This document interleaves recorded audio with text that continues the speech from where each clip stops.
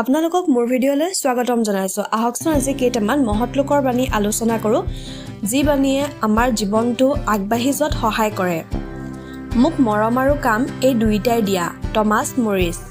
আশা আছে বাবে পৃথিৱী ইমান ধুনীয়া, হেম বৰুৱা।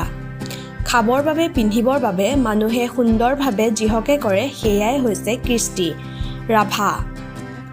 আমাৰ চিন্তা ভাৱনাৰ পৰাই চৰিত্ৰ গঠন হয়, আনন্দচন্দ্ৰ আগৰৱালা। বন্ধুত্ব হৈছে দেহত বাস কৰা এটা আত্মা, এৰিষ্টটল। যি কণী চুৰ কৰিব পাৰে তেওঁ হাতীও চুৰ কৰিবলৈ সমৰ্থ, জৰ্জ হাৰ্বাৰ্ট।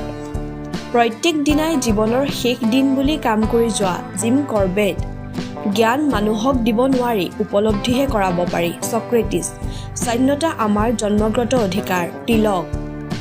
বিশ্ব পুথিৰ উপদেশ শিলৰ ৰেখা, সত্যনাথ বৰা। ধন্যবাদ।